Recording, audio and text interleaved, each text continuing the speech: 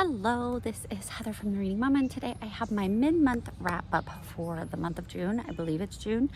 I have actually finished 9 books, which is shocking to me because it feels like I didn't read much. I think I say that every month, but I pull out these big numbers, and I don't really know how I'm doing it other than maybe trying to disassociate. But I do a lot of audiobooks, so I'm trying to fix my tabs here. And so I will share that. So out of my 9 books, I think all but 3 were audiobooks. So keep that in mind. And I listen to them at 2 to 2.5 speed because any slower than that in my mind just can't handle it. I've also been working in the garden a lot. Yeah, but I have been going to bed early. I've been exercising and I listen to stories when I exercise and walk and things like that. So that's how I'm getting it done. I have 8 kids. It's summer.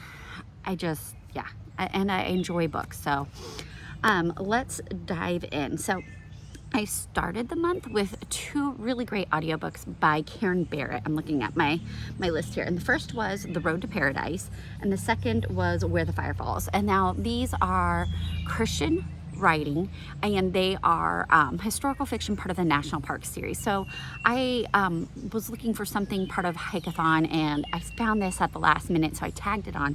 And The Road to Paradise was really sweet. I feel like it was because book 2 is in Yosemite. I think is book 1 in Glacier. I feel like it's Glacier National Park, but I could be wrong on that now that I'm trying to remember. And it's a historical fiction romance set in nature, which I absolutely love. I enjoy hiking. I don't get to do it very much. I love camping and definitely don't get to do that at all. And so I just really love doing all of that and listening to the nature aspect of it and just the cute little romances, and they were sweet. They were good. They had some suspense in them stories. You know, there's always kind of a bad guy kind of situation. Road to Paradise, you have a young girl who is I'm trying to make sure I don't get them mixed up because very similar premises. You know, it's a series of following basically the same thing. But in Road to Paradise, she comes and works for the park system, and it's at a time where everybody's like, oh, a woman, what is she doing? And she was there basically being the naturalist and learning and correcting some of the things that they had mislabeled and things like that. And one of the rangers is like, oh, a woman shouldn't be here. And you know, so you have that grumpy sunshine thing going on. And I just really loved it. It was sweet. It was a quick read. It was just really well written. I really enjoyed Karen Barnett's writing. Then Where the Fire Falls, it takes place in Yosemite, and here we have what is it with the Fire Falls? Oh yeah, we have an artist, and that was really cool. So she's a watercolorist from New York, and she's been tasked with coming to paint at the Spirit of Yosemite for a nature magazine. And in the first one, you had there's separate characters, they're standalones, but they follow the same series, and so I'm getting them mixed up. But Where the Fire Falls, it follows the young girl who is an artist, but she's kind of reinvented herself, and she works with some shady characters that she didn't realize are so shady, and things happen. You've got name drops of Vanderbilts and kind of their seedy underside and things going on with that, and so it gets a little more intense, I feel, than the other one where she was just trying to keep her job and stay there, whereas and not go back with, you know, the person who wants to marry her because he's trying to do wrong things. In the artist one, Where the Fire Falls, you have somebody who is trying to just earn money and is out to get it and using this young girl to try to bring the money in. And so that was that. Sorry, that's probably confusing, but I really loved him. I'm going to continue the series eventually. But Karen Barnett, Road to Paradise, and Where the Fire Falls were both audiobooks. Then I read a physical book, and I'm gonna put a picture here because it was library, and I honestly feel like it was my book because I had it from the library for like 3 months.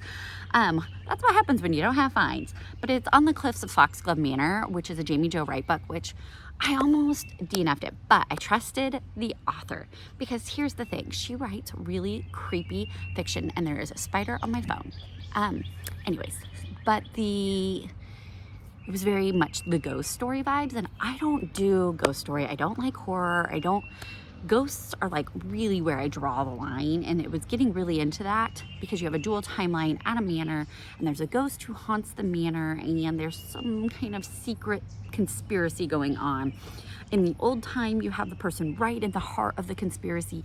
In the present day timeline, things happen to this young girl, and when they visited it as a child, and then later people kidnapped her, but only for a day, to try to figure out what she had learned there, but she was so young she couldn't remember, and it has tainted her life ever since. Her parents died shortly after that, and she now returns to the manor where all of this is centered.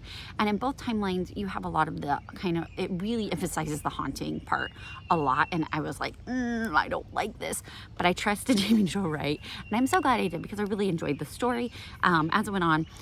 Because, you know, it's never about the ghosts in her story, and they're not ghosts. It's other things going on, and you learn what it is that happens throughout, but you really have to trust Jamie Jo Wright, because honestly, it kind of like stresses me out each time, and I'm always like, oh, I'm not going to continue this because I don't like it. And then I get about a third of the way through and it picks up, and I'm like, oh, okay, it's starting to make sense. And so trust me, if you're like me and don't like the ghost stories, just keep moving through because I really did enjoy it, and I did that physically. Then I listened to the audiobook of The Berlin Letters. Krista at Krista Books and Jams had mentioned it in one of her wrap-up videos, and I was like, that sounds so interesting. So, and my daughter just read A Night Divided by Jennifer Nielsen and has been talking to me nonstop about it. She absolutely, hands down, loved it. She's a new Jennifer Nielsen reader, and so I asked my kids, I gave them some of the books. I was like, should I read this one first or this one? And she was like, the Berlin Wall one. So I read The Berlin Letters, which is a dual timeline story talking about the Iron Curtain. And so you have a family who is on the Iron Curtain, and you get the snippets from their side, and they were staunch supporters of the is it the DDR or GDR, depending on where you are. And the father was on that side. He was a journalist for it, and the mother's family is now on the other side the day that it comes up, and she sees kind of where it's going, and she throws her 3-year-old daughter over the wall. And then after a few weeks, her parents and family move to America, and she doesn't hear from, there's no communication because of the way things were. The other timeline follows that daughter, now grown up, and it is really interesting to see how everything plays out, because it's a very much a conspiracy and espionage kind of story, and you get all the different things and how it works out, because the daughter has grown up and now works for the CIA as a cryptologist, and it was phenomenal. It was pretty clean. I don't remember any swear words, so please forgive me if there is a swear in there, but I didn't notice any.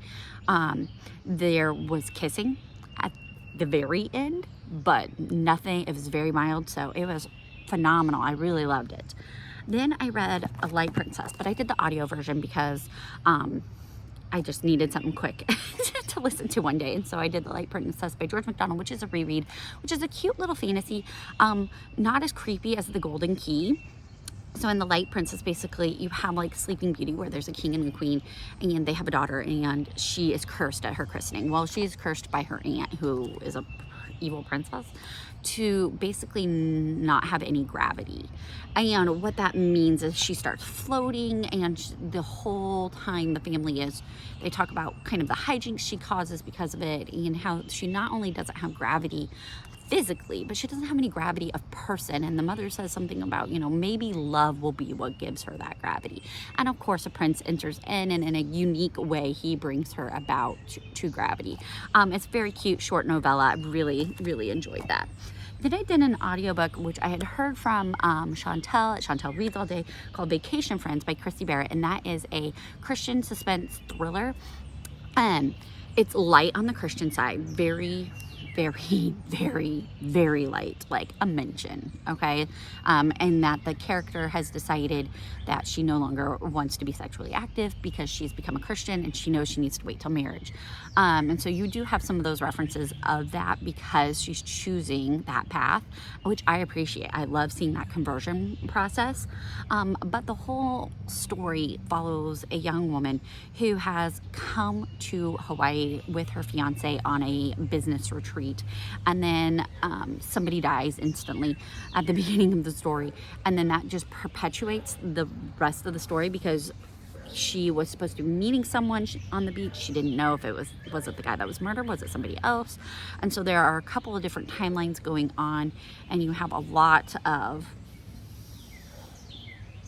I don't know, you just have a lot of different moving parts, and you don't really know who everyone is until the end. I did guess who was the villain in it all, but that's also, I've been reading a lot of thrillers, and so you could see it setting up that way, but I still wasn't 100% sure until the end. Like, I was like, well, I think it's this person, but, and there were a couple of twists and turns throughout. So I really, really liked Vacation Friends. It was a really quick read. Christy Barritt is now on my list of authors to read, because I really enjoyed I love the thriller mystery aspect. And I love that there are some clean options, so I highly recommend that. Then I finally finished Warbreaker, and so this is counting towards Big Book Summer.